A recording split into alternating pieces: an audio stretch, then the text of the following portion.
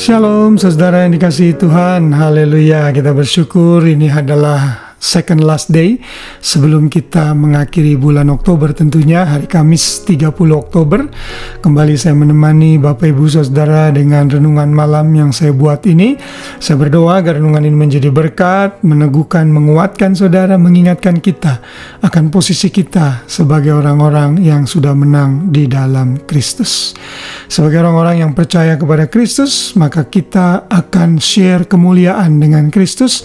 Karena itu kita tidak boleh memiliki mental yang loyo, mental pecundang, tetapi mental yang bisa menghadapi apapun juga bersama dengan Tuhan.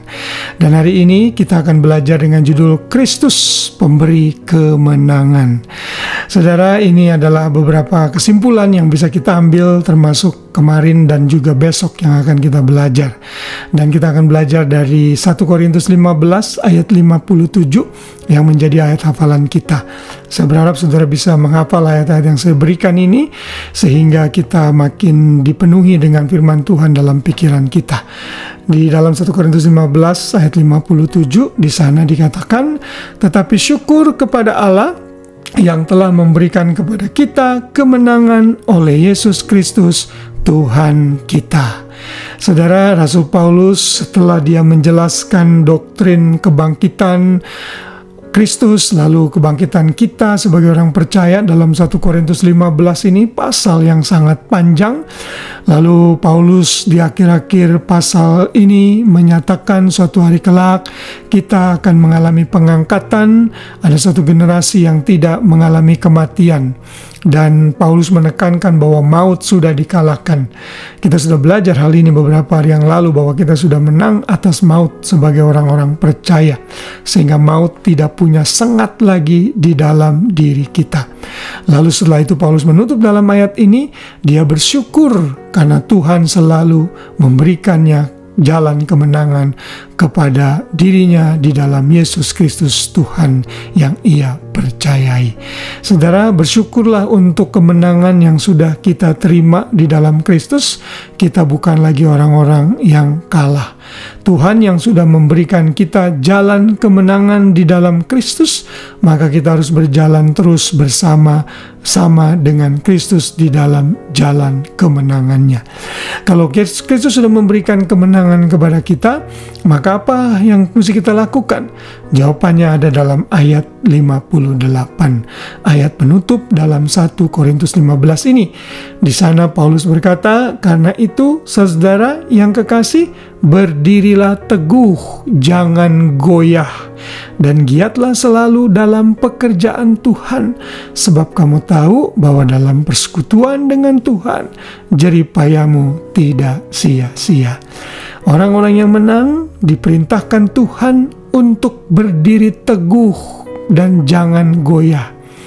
Artinya kita terus bersandar dan berharap kepada Kristus Tuhan yang akan mengokohkan hidup kita.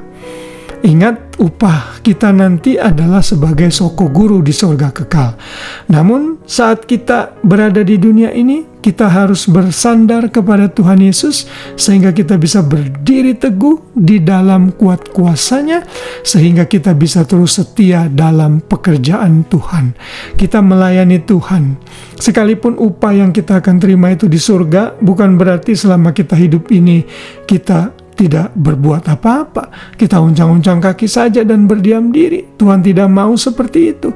Yang Tuhan mau adalah kita bangkit menjalani hari-hari kita sambil berdiri teguh dan juga giat dalam pekerjaan Tuhan. Kenapa?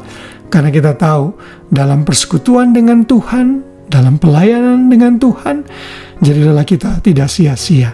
Ingat selalu upah sudah menanti yang sudah kita belajar beberapa hari yang lalu di surga kekal bagi kita. Kita akan memperoleh mahkota kemuliaan, mahkota kehidupan, mahkota sebagai upah dari jerih lelah kita di dalam Tuhan.